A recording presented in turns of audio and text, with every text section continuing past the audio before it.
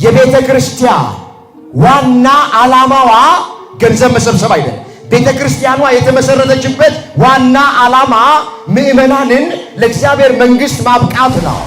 አንዳንዶቻችን ሳይገባንና ሳይገባን መቅደሱን አርክሰነዋል። እግዚአብሔር አይቶ ታግሶ ጽዋ የሞላ እንደሆነ ጅራፉን ያነሳዋል። መቅደሱን እንፍራ፣ የእግዚአብሔር ቤት እንፍራ፣ እናክብረው። እኛ ያላከበርነው የእግዚአብሔርን ቤት ማን ያከብረው? እኛ ያልፈራነው የእግዚአብሔርን ቤት ማን ይፈራልን? ክርስቶስ ጅራፉን ቢያነሳው ከመገረፍ የሚድን ሰው አለ? የሚተርፍ ሰው አለ? ዛሬስ የተለያየ አይነት ንግድ መልኩን ቀይሮ በመቅደስ ውስጥ እየተነገደ አይደለም? ምናልባት በሬ ቆሞ ላናይ እንችላለን። በመቅደስ ውስጥ በጎች ቆሞ ላናይ እንችላለን። ርግብ ሲሸጥ ላናይ እንችላለን። ገንዘብ ሲለዋወጡ በመቅደስ ውስጥ ላናይ እንችላለን። ብዙ ንግድ ግን በእግዚአብሔር ቤት ውስጥ እየተነገደ የእግዚአብሔር ቤተ መቅደስ እንደሆናቸው የእግዚአብሔር መንፈስ እንዲያድርባቸው አታውቁምን? ማንም የእግዚአብሔርን ቤተ መቅደስ ቢያፈርስ እግዚአብሔር እሱን ያፈርሰዋል። የእግዚአብሔር ቤተ መቅደስ ቅዱስ ነውና ያውም እናንተ ናችሁ። እኛ የማን ቤተ መቅደሶች ነን? ሁላችን ወንዶቹም ሴቶቹም በ40 በ80 ቀን በጥምቀት ዳግም የተወለድነው የእግዚአብሔር ቤተ መቅደሶቹ ነን። ስለ ገንዘብ ብዙ ነገር ይደረጋል በመቅደስ ውስጥ። እዚህ መቅደስ ውስጥ ገብቶ ለማገልገል እኮ በአንዳንድ ቦታ ላይ ገንዘብ ካልተከፈለ እኮ ከባድ ነው። አንዳንድ ጊዜ የደከሙ የለፉ ብዙ ጊዜያቸውን ገዳም ለገዳም የአብነት ትምህርት ቤት ዞሮ የተማሩት መጥተው ማገልገል ሲፈልጉ ገንዘብ መክፈል ባለመቻላቸው ምክንያት ገብቶ ማገልገል ያለ። ምን ያህል ተምረሃል፣ ምን ያህል ታውቃለህ ተብሎ አይጠየቅም። ምን ያህል ትከፍላለህ ነው። ገልጦ ማየት ያስፈልጋል ሁሉን ነገር።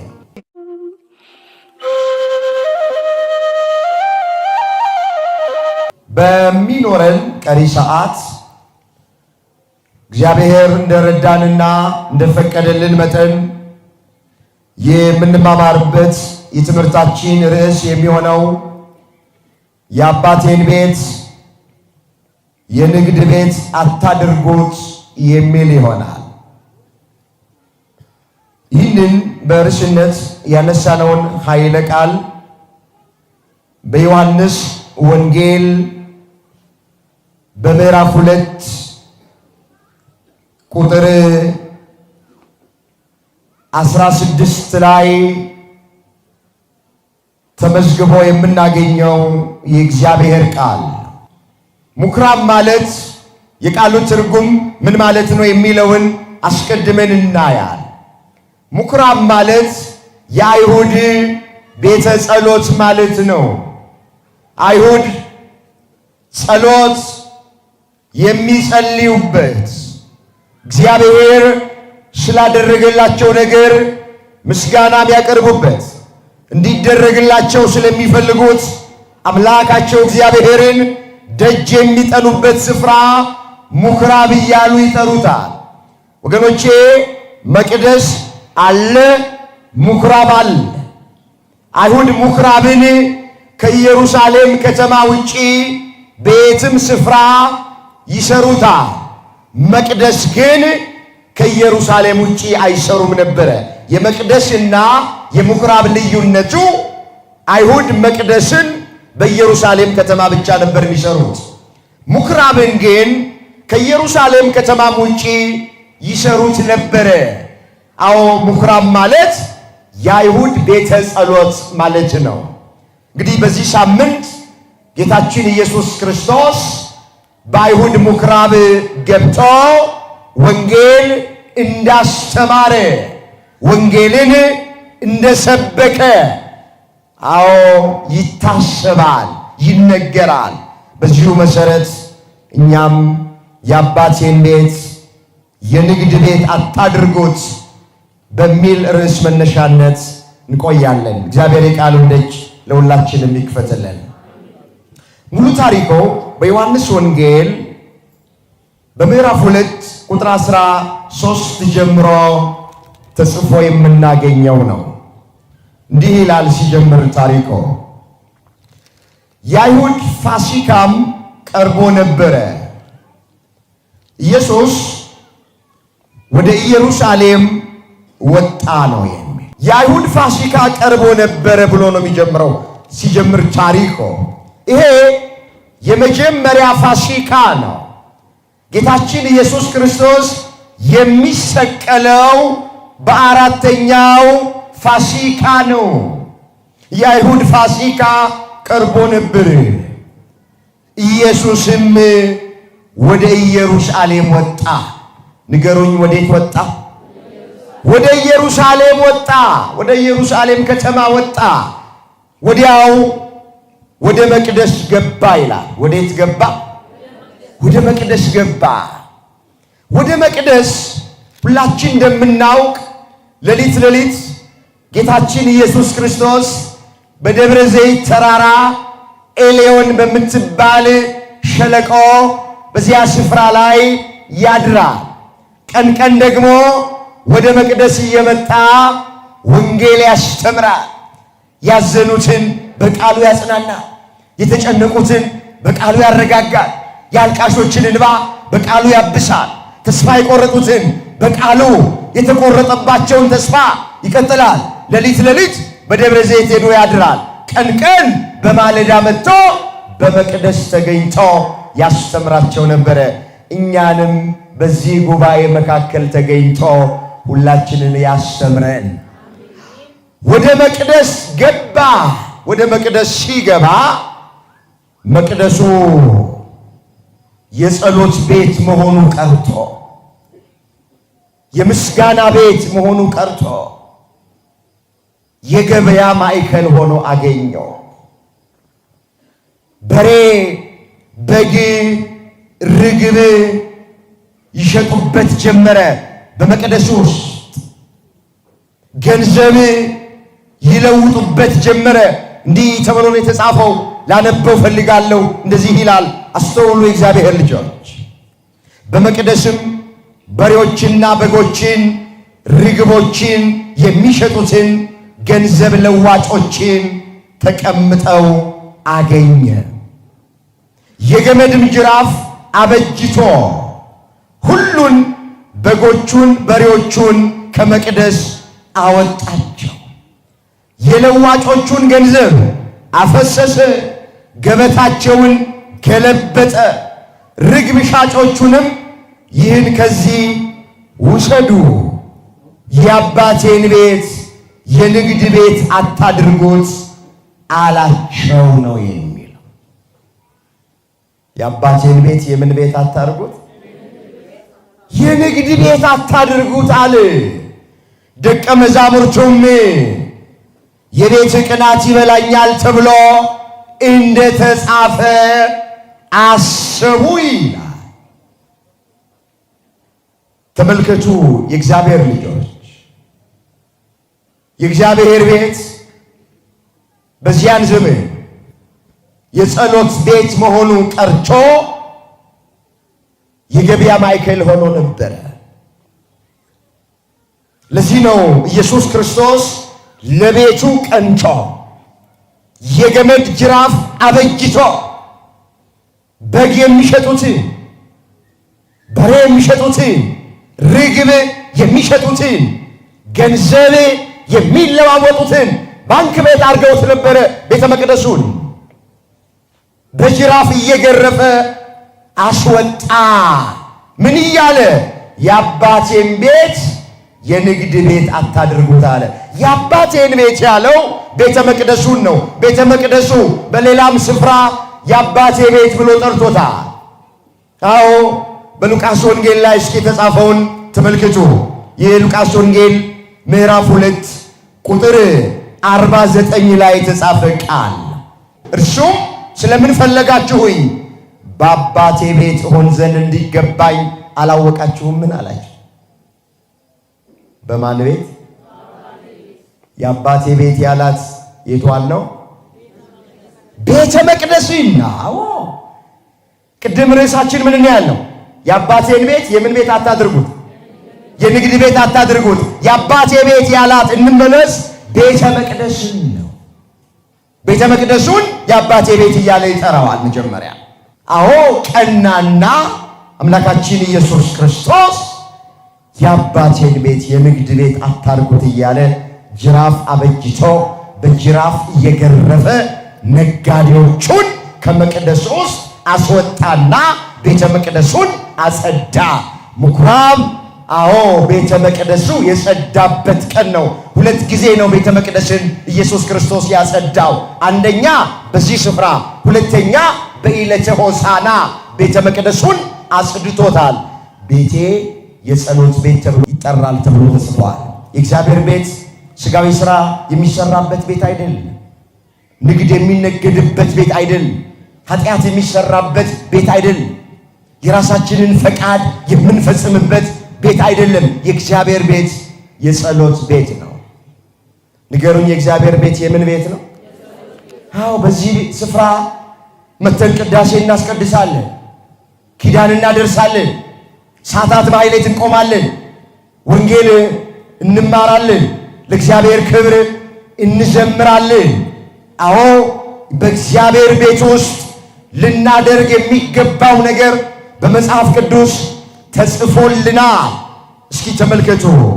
በዚህ በትንቢተ ኢሳይያስ ምዕራፍ 56 ቁጥር 7 ላይ እንደዚህ ይላል፣ ቤቴ ለአሕዛብ ሁሉ የሚሆን የጸሎት ቤት ይባላል። የሚቃጠለውን መሥዋዕታችሁን ሌላውንም መሥዋዕታችሁን በመሠዊያ ላይ እቀበላለሁ። ቃሉን አስተውሉት የእግዚአብሔር ልጆች። ቤቴ ያለ ቤተ መቅደሱን ነው። ለአሕዛብ ሁሉ የሚሆን የጸሎት ቤት ይባላል። የምን ቤት ይባላል? አዎ እግዚአብሔር ቤት የጸሎት ቤት ነው። የምስጋና ቤት ነው።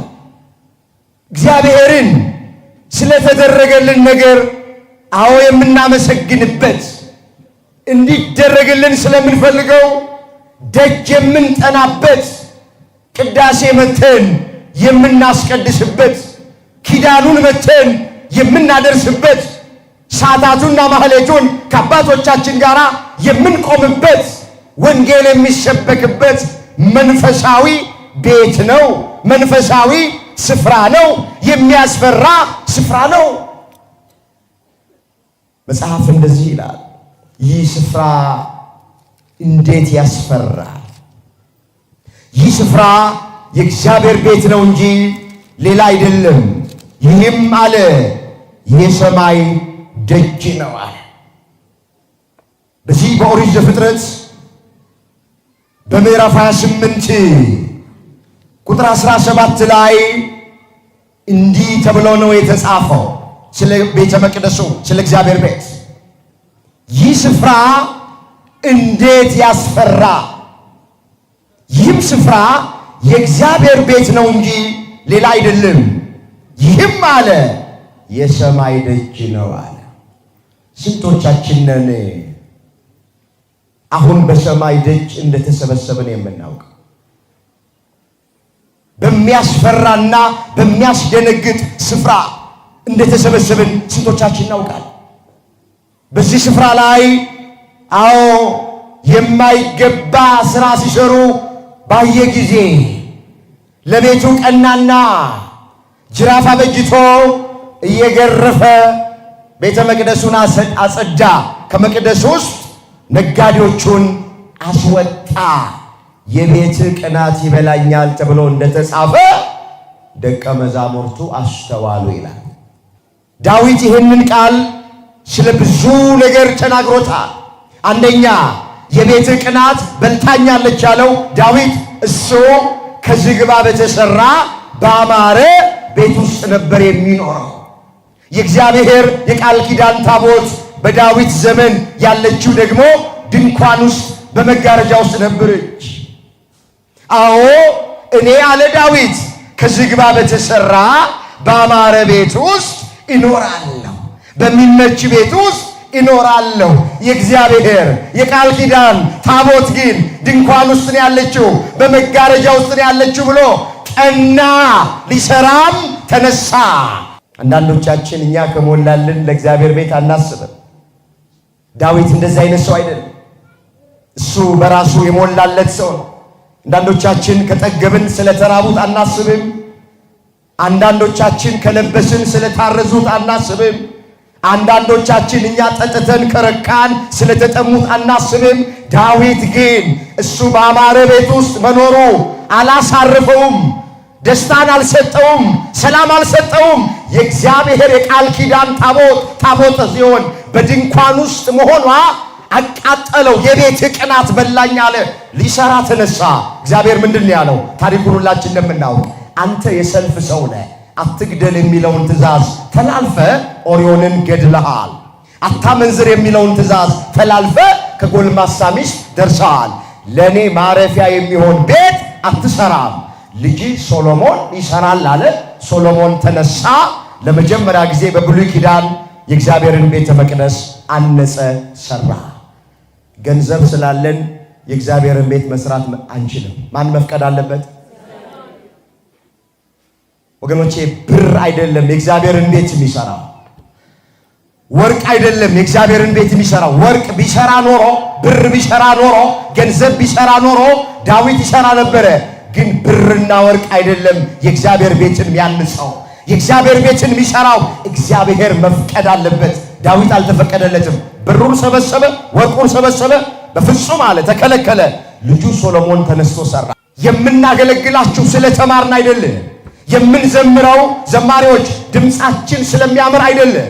ከኛ በላይ ድምፃቸው የሚያምሩ ሰዎች አሉ። ነገር ግን አልተፈቀደላቸውም፣ አይዘምሩም። ድምፃችን ስላማረ አንቀድስም። ድምፃችን ስላማረ አንዘምርም። አንደበተ ርቱ ስለሆንን አንሰብክም። ከኛ በላይ አንደበተ ርቱ የሆኑ ተናግረው የሚያሳምኑ ብዙ ሰዎች አሉ። ቆሞ ለመስበክ ግን ማን መፍቀድ አለበት? እግዚአብሔር።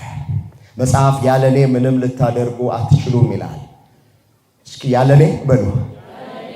ምንም ልታደርጉ አትችሉም። በዮሐንስ ወንጌል ምዕራፍ 15 ቁጥር 5 ላይ የተጻፈ የእግዚአብሔር ቃል ያለኔ አለ ጌታችን ኢየሱስ ክርስቶስ ምንም ልታደርጉ አትችሉም። ሮጠን መቅደም የምንችለው፣ አጭተን ማግባት የምንችለው፣ አግብተን የተባረከ ልጅ መውለድ የምንችለው፣ የልባችን በጎ መሻት የሚፈጸመው ሁሉም የሚከናወነው በማን ፈቃድ ነው? አቤት! ለዚህ ነው ዳዊት በሌላ ስፍራ ምን አለ? እግዚአብሔር ቤትን ካልሰራ ቤተሰሪ በከንቱ ይደክማል። እግዚአብሔር አገርን ካልጠበቀ አገርን የሚጠብቁ ሰዎች በከንቱ ይተጋሉ አለ። መዝሙር 126 ቁጥር 1 ላይ የተጻፈ የእግዚአብሔር ቃል። ቃሉን አስተውሉት። እግዚአብሔር ቤትን ካልሰራ ቤተሰሪ በከንቱ ይደክማል። እግዚአብሔር አገርን ካልጠበቀ አገርን የሚጠብቁ ሰዎች በከንቱ ይተጋሉ። ያለ እሱ ምንም ማድረግ አንችልም። አንድም የቤት ቅናት በልታኛለች ሲል ስለ አፍኒንና ስለ ፊናስ የተናገረው ቃል። አፍኒንና ፊናስ የተባሉት የካህኑ የኤሊ ልጆች ናቸው። በመገናኛው ድንኳን ታቦተ ጽዮን ባለችበት ስፍራ እግዚአብሔርን የሚያገለግሉ ነበሩ። ነገር ግን እግዚአብሔርን እያገለገሉ እግዚአብሔርን የማያውቁ ነበሩ። የቤት ቅናት በልታኛለች ያለው በመገናኛው ድንኳን ለአገልግሎት ከሚመጡት ከልጃገረዶቹ ጋር አብረው ይተኙ ነበር።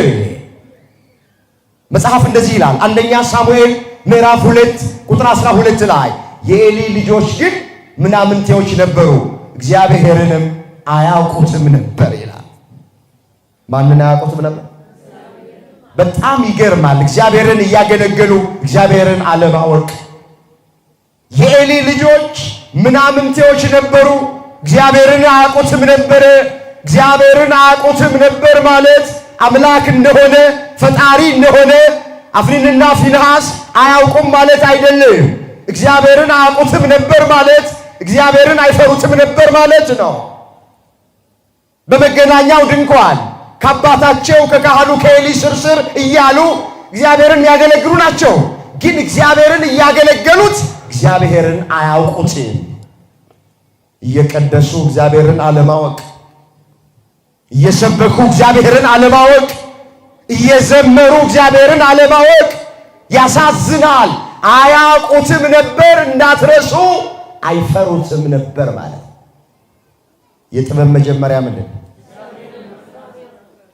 የጥበብ መጨረሻስ? አዎ የጥበብ መጀመሪያውም የጥበብ መጨረሻውም እግዚአብሔርን መፍራት ነው። መጽሐፍ እንደዚህ ይላል። በዚህ በመጽሐፈ ምሳሌ ላይ የተጻፈ ቃል ነው። እንደዚህ ይላል፣ የጥበብ መጀመሪያ እግዚአብሔርን መፍራት ነው፣ ቅዱሱንም ማወቅ ማስተዋል ነው። ምሳሌ 9 ቁጥር 10 ላይ የተጻፈ እግዚአብሔር ቃል።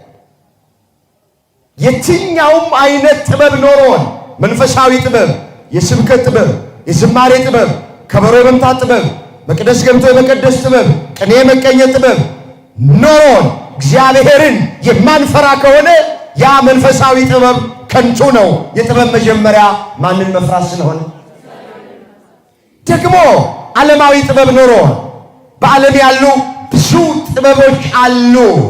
እነሱ ጥበቦች ኖረዊ እግዚአብሔርን የማንፈራ ከሆነ ያም ዓለማዊ ጥበብ ከንቱ ነው። የጥበብ መጀመሪያ ምን ስለሆነ እንመለስ። የቤት ቅናት ይበላኛል ተብሎ እንደተጻፈ ደቀ መዛሙርቱ ያን ጊዜ አስተዋሉ። ያን ጊዜ ምን አሉ? አስተዋሉ። ይህ ቃል ዳዊት ለጊዜው ስለ ራሱ ቢናገረውም የቤት ቅናት ይበላኛል የሚለው ቃል ፍጻሜው ስለ ኢየሱስ ክርስቶስ የሚነገር ቃል። በብሉይ ኪዳን ያሉት ብዙ ትንቢቶች፣ ብዙ ቃላቶች ነቢያት የተናገሯቸው ፍጻሜያቸው ስለ ኢየሱስ ክርስቶስ ነው። መደምደሚያው ስለ ኢየሱስ ክርስቶስ ነው። ስለዚህ ዳዊት የቤት ቅናት ይበላኛል ብሎ ለራሱ ቢናገርም ስለ ቤቱ ቀንቶ ስለ ሌሎችም ነገሮች ቢናገራቸው ፍጻሜው ስለ ኢየሱስ ክርስቶስ የተነገረ ቃል ነው። ለቤቱ የሚቀና ለመቅደሱ የሚቀና የሚቃጠል ባለቤቱ ኢየሱስ ክርስቶስ ቀንቶ ከመቅደሱ ውስጥ ይነግዱ የነበሩትን በሬዎቹን፣ በጎቹን፣ ርግቦቹን ይሸጡ የነበሩትን እየገረፈ ከመቅደሱ ውስጥ አስወጣቸው። መቅደሱን አነጻው፣ መቅደሱን ቀደሰው፣ ቆሻሻውን ከመቅደሱ ውስጥ አወጣ። ዛሬም ቤተ መቅደሳችን ቆሽሾብናልና አምላካችን እግዚአብሔር ያጽዳልን። አሜን በሉ። እናየዋለን፣ ቆሽሿል። ዛሬ ጅራፉን ቢያነሳው ኢየሱስ ክርስቶስ ዘመኑ የምህረት ዘመን ስለሆነ አዲስ ኪዳን ስለሆነ አምላካችን እግዚአብሔር በማናችንም ጥፋት ስለማይደሰት አንዳንድ ጊዜ አይቶ እንዳላየ ሰምቶ እንዳልሰማ ስለሚያልፍ እንጂ ዛሬም የእግዚአብሔር ቤት ቤተ ክርስቲያን የገበያ ማዕከል ሆናለች፣ የንግድ ቤት ሆናለች። አንዳንዶቻችን ሳይገባንና ሳይገባን መቅደሱን አርክሰነዋል። አንድ ጊዜ እንጨርሰውና እንመጣለን። ይህን ሲያደርግ ኢየሱስ ክርስቶስ አይሁድ መልሰው ይህን ስለምታደርግ ምን ምልክት ታሳየናለህ አሉት። ገበያችንን ለመፍታት ምንድነው? በምን ስልጣን ነው ገበያውን የምትፈታው አሉት። ከምድራውያን ነገሥታት ከሌዋውያን ካህናት ወገን አይደለህም። ገበያውን ለምንድን ነው የምትፈታው? በምን ስልጣን ገበያውን ትፈታለህ አሉት። አይሁድ ጌታችን እንዳለ ኢየሱስን መልሶ ይህን ቤተ መቅደስ አፍርሶት በ3 ቀንም አነሳዋለሁ አላቸው። ይህን ቤተ መቅደስ ምን በሉት? እኔ በ3 ቀን ምን እለዋለሁ? ሰራዋል፣ አነሳዋለሁ አለ። እነሱም ይህ ቤተ መቅደስ ከ46 ዓመት ጀምሮ ይሰራ ነበር፣ አንተስ በ3 ቀን ውስጥ ታነሳዋለህን አሉት። እርሱ ግን ስለ ሰውነቱ ቤተ መቅደስ ይል ነበረ። አስተውል። እሱ መቅደስ እያለ የሚናገረው ስለ ሰውነቱ ነው። ይህን መቅደስ አፍርሱት ማለት እኔን ምን በሉኝ ነው? ግደሉኝ ነው። በ3 ቀን አነሳዋለሁ ማለት ከገደላችሁኝ በኋላ በጎልጎታ መቃብርም ከቀበራችሁኝ በኋላ ከ3 ቀን በኋላ መግነዝ ፍቱልኝ፣ መቃብር ክፈቱልኝ ሳልል በፍቃዴ እንደሞትኩኝ በስልጣኔ እነሳለሁ ማለት ነው። ይህን መቅደስ አፍርሱት ማለት መቅደስ የተባለ ሰውነቱ ነው። መቅደስ የተባለ አካሉን ነው። ይህን መቅደስ አፍርሱት ማለት እኔን ትገድሉኛላችሁ ማለቱ ነው። በምስጢር በ3ኛው ቀን አነሳዋለሁ ማለት በ3ኛው ቀን ምን እላለሁ ማለቱ ነው። እነሱ ግን ምን አሉ? እንዴ ይህን መቅደስ አፍርሱት በ3 ቀን አነሳዋለሁ እንዴት ይላል? ይሄ ቤተ መቅደስ እኮ 46 ዓመት ፈጅቷል። አንተ በ3 ቀን ውስጥ እንዴት ታነሳዋለህ አሉት። ይሄ የማይሆን ንጽጽር ነው። እርግጥ ነው ቤተ መቅደሱ 46 ዓመት የፈጀ የቤተ መቅደስ ነው። ታሪኩ ሰፊ ነው። ከባቢሎን ሚጠት ቢደረግልን ብንመለስ ለራሳችን ቤት መስራት አንጀምርም።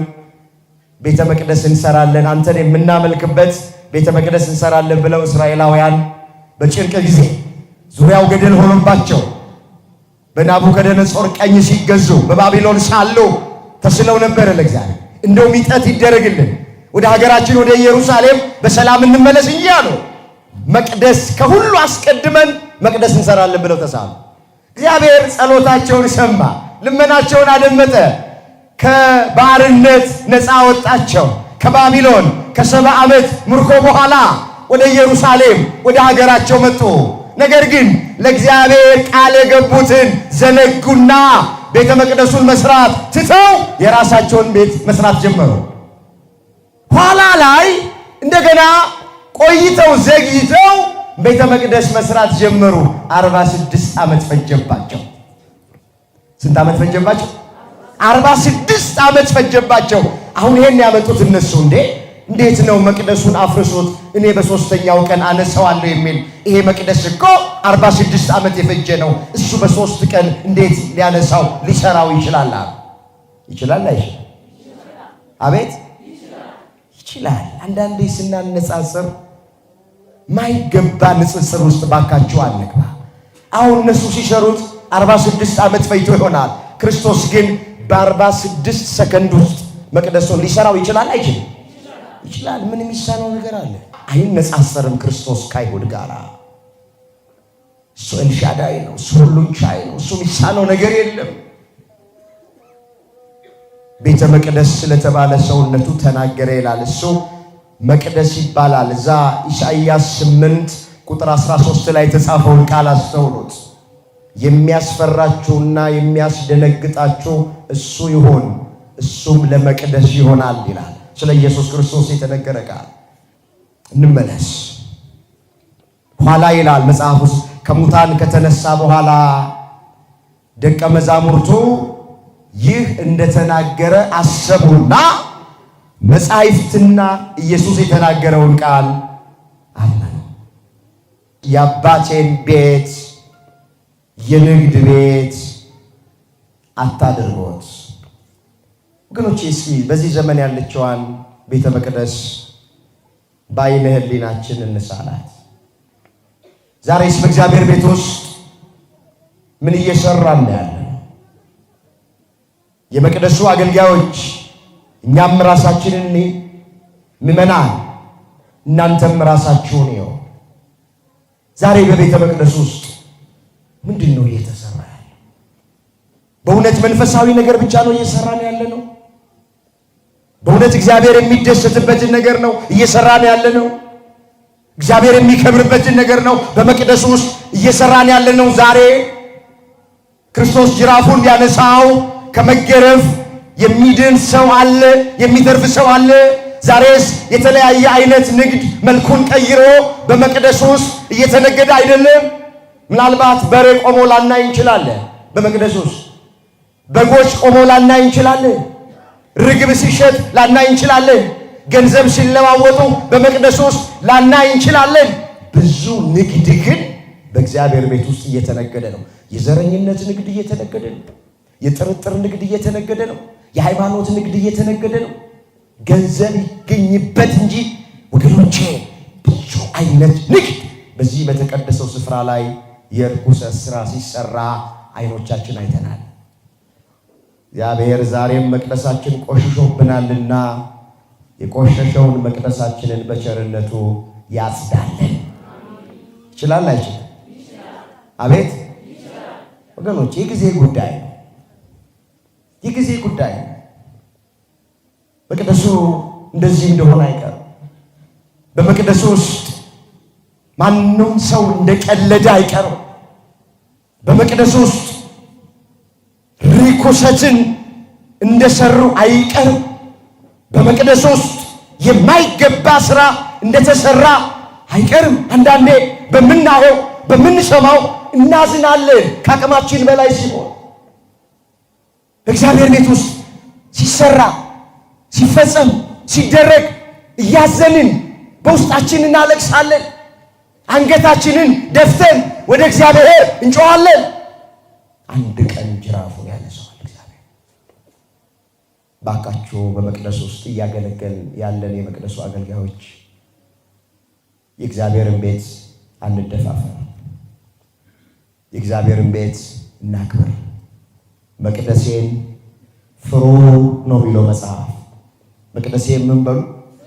ፍሩ። አንዳንዶቻችን ቤታችንን የምናከብረውን ያክል የእግዚአብሔርን ቤት አናከብረው። ለቤታችን የምንሰጠውን ያክል ክብር ለመቅደሱ አንሰጥም። ኦሪት ዘሌዋውያን ምዕራፍ 26 ቁጥር 2 ላይ እግዚአብሔር እንዲህ አለ ለሊቀ ነቢያት ለሙሴ፣ ለጊዜው ለፍጻሜው ስለ ሁላችን የሚነገር ቃል፣ መቅደሴን ፍሩ፣ ሰንበታቴን አክብሩ፣ እኔ አምላካችሁ እግዚአብሔር ነኝ።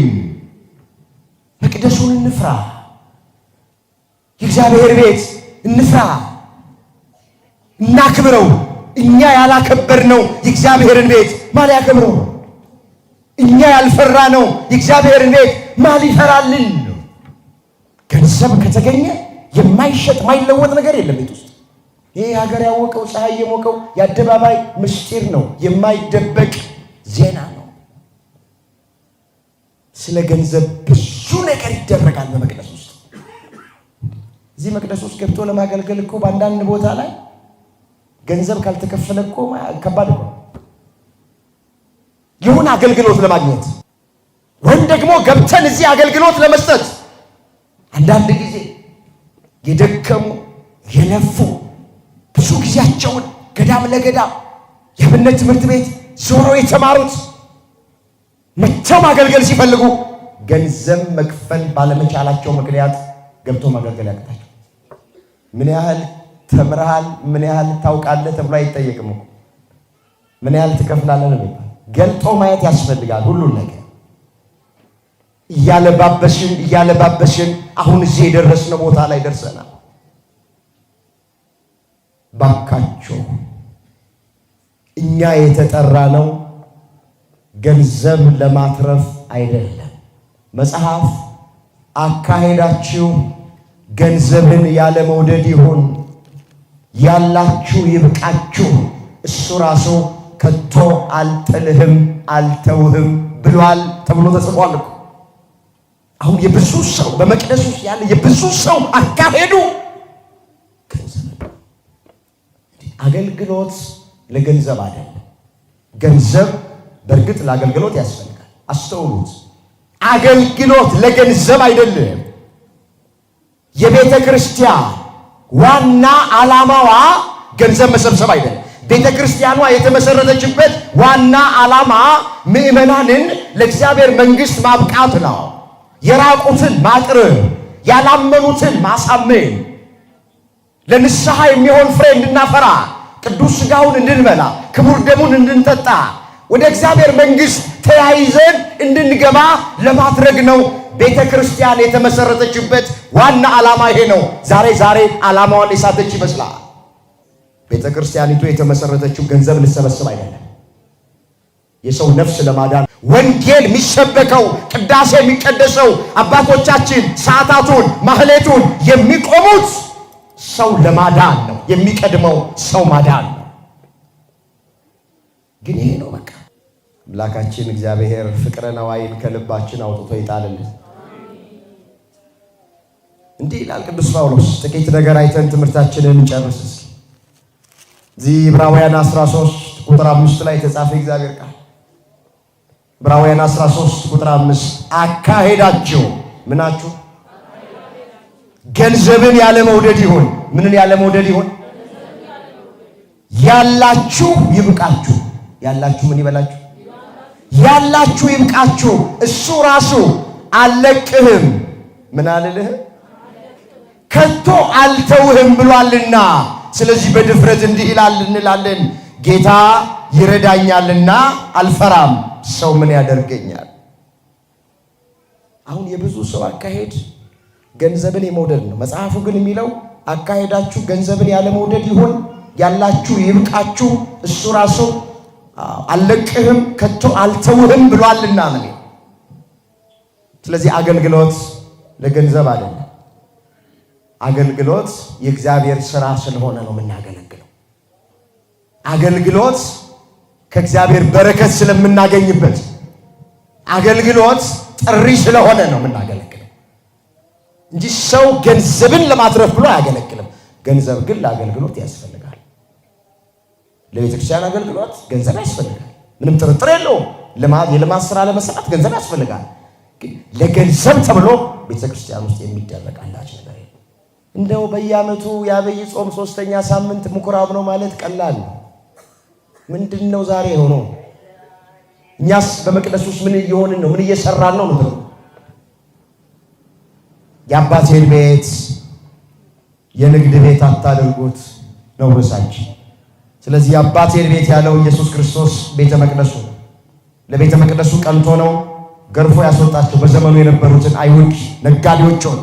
ስለዚህ ዛሬ በመቅደሱ ውስጥ የምናገለግል እኛ መቅደሱን እንፍራ፣ መቅደሱን እናክብረው፣ በንጽህና እንጠብቀው፣ መንፈሳዊ ሥራ ብቻ እንስራበት።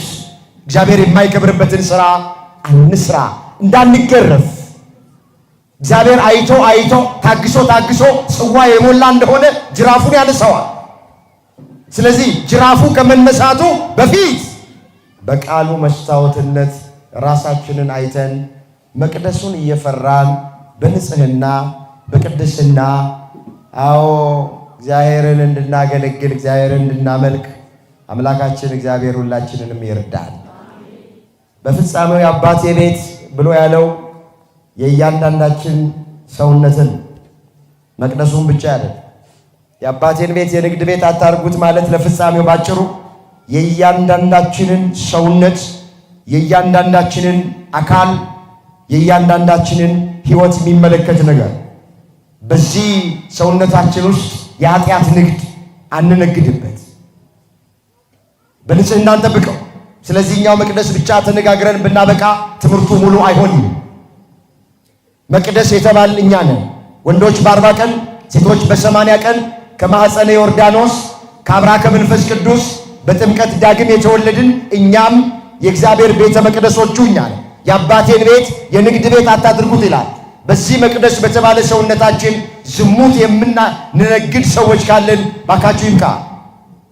የኃጢአትን ንግድ የምንነግድበት ሰዎች ካለን በመቅደስ በሰውነታችን ከዚህ ውስጥ እንውጣ። ርኩሰትን፣ ተንኮልን፣ ምቀኝነትን፣ ሐሜትን፣ አምልኮተ ጣዖትን፣ ስካርን መቅደስ በተባለ ሰውነታችን እየነገድን ያለን ሰዎች፣ እየሰራን ያለን ሰዎች ከዚህ ውስጥ እንውጣ። እኛም የእግዚአብሔር ቤተ መቅደሶች ነን። እኛም የእግዚአብሔር ቤቶች ነን። የአባቴን ቤት የንግድ ቤት አታርጉት። ምን እየሰራን ነው በእግዚአብሔር ቤት ውስጥ? አሁን በመቅደስ ውስጥ አሁን ስለዚህኛው መቅደስ አለ። እዚህ መቅደስ ውስጥማ ቅዳሴ ነው የሚቀደሰው ብለናል። እዚህኛው መቅደስማ ሰዓታት ነው የሚቆመው፣ ማህሌት ነው የሚቆመው፣ ዝማሬ ነው ያለው ብለናል። ዕጣን ነው የሚጣጠነው ብለናል። በእኛ መቅደስ ውስጥ ምን ይሆን? መቅደሳችን በምን እያጠን ነው ይሆን? አንዳንዶቻችን በሲጋራ እያጠን ነው አይደል? አቆሸሸ ነው የለም? በዝሙት አርክሰ ነው የለም? በስካር አፍርሰ ነው የለም? መጽሐፍ እንዲህ ይላል፣ ማንም የእግዚአብሔርን ቤተ መቅደስ ቢያፈርስ እግዚአብሔር እሱን ያፈርሰዋል፣ የእግዚአብሔር ቤተ መቅደስ ቅዱስ ነውና ያውም እናንተ ናችሁ ይላል። በዚህ በአንደኛ ቆሮንቶስ መልእክቱ ምዕራፍ 3 ቁጥር 16 ላይ ቅዱስ ጳውሎስ የእግዚአብሔር ቤተ መቅደስ እንደሆናችሁ የእግዚአብሔር መንፈስ እንዲያድርባችሁ አታውቁምን? ማንም የእግዚአብሔርን ቤተ መቅደስ ቢያፈርስ እግዚአብሔር እሱን ያፈርሰዋል። የእግዚአብሔር ቤተ መቅደስ ቅዱስ ነውና ያውም እናንተ ናችሁ። እኛ የማን ቤተ መቅደሶች ነን? ሁላችንም ወንዶቹም ሴቶችም በ40 በ80 ቀን በጥምቀት ዳግም የተወለድነው የእግዚአብሔር ቤተ መቅደሶቹ ነን። ስለዚህ ቤተ መቅደስ የተባለ ሰውነታችንን በንጽህና እንድንጠብቀው አምላካችን እግዚአብሔር ይርዳል። ይሄ መቅደስ እኮ የኛ አይደለም፣ ዋጋ እኮ የተከፈለለት እኮ። ለዚህ ነው መጽሐፍ በዋጋ ተገዝታችኋልና የራሳችሁ አይደላችሁም፣ በሥጋችሁ እግዚአብሔርን አክብሩት ይላል። አንደኛ ቆሮንቶስ ምዕራፍ 6 ቁጥር 19 ላይ በዋጋ ተገዝታችኋልና የራሳችሁ አይደላችሁም። ውድ ዋጋ ከፍሎ ክርስቶስ ሥጋውን ቆርሶ ደሙን አፍሶ ጎኑን በጦር ተወግቶ እጆቹን በሚስማር ተቸንክሮ የሸዋ አክሊል ደፍቶ ውድ ዋጋ ከፍሎ መድኃኔ ዓለም እያንዳንዳችንን ገዝቶናል። በዋጋ ተገዝታችኋልና የራሳችሁ አይደላችሁም። ማንም ሰው ለራሱ አይኖርም። ማንም ሰው ለራሱ አይሞትም። በሕይወት ሆነን ብንኖር የክርስቶስ ነን፣ ብንሞትም የክርስቶስ ነን። በዋጋ ተገዝተናል፣ የኛ አይደለም። ስለዚህ እኛም ብንሆን መቅደስ የተባለ ሰውነታችንን በንጽህና መጠበቅ አለብን። የአባቴን ቤት የንግድ ቤት አታድርጉት፣ ለፍጻሜው ሰውነታችሁን ኃጢአት ንግድ አትነግዱበት ማለት ነው። አታቆሽሹት። የቆሸሸ መቅደስ የተባለ ሰውነታችንን እግዚአብሔር በቃሉ ይጠብልን፣ በንስሐ ይጠብልን። ይበቃናል። ያስተማረን የመከረን የገሰጸን የአባቶቻችን አምላክ እግዚአብሔር ስሙ ለዘላለም የተመሰገነ ይሁን። ድንግል ማርያም ጣዕሟን በአንደበታችን ፍቅሯን በልባችን ትሳልብን። ቅዱስ ገብርኤል ከፊት ይምራን፣ ከኋላ ይከተለን። የምንሰማውን ክፉ ነገር በዓለማችን ላይ በሀገራችን ላይ የምንሰማውን ክፉ ነገር ሁሉ እግዚአብሔር ያርቅልን። አሁን በምንሰማው እየተጨነቅን እየተጠበብን ነው። አንዳንዶቻችን ከሕይወት ይልቅ ሞት እየመረጥን ነው። በጣም አስጨናቂ ዘመን ነው ያለው። እግዚአብሔር ይህንን አስጨናቂ ዘመን በቸርነቱ ያሳልፍልን። በቃችሁ ይበለን እግዚአብሔር። የመከራውን ዘመን ያሳጥርልን እግዚአብሔር። ለሀገራችን ለኢትዮጵያ ጽኑ ሰላም፣ ለሕዝቦቿ ፍቅር አንድነትን ያድልልን። ጾሙን አስፈጽሞ ከቁጥር ሳያጎለን ሁላችንን ለብርሃነ ትንሣኤው አምላካችን እግዚአብሔር ያድርሰን። የሁላችንን መጨረሻ እግዚአብሔር ያሳምር።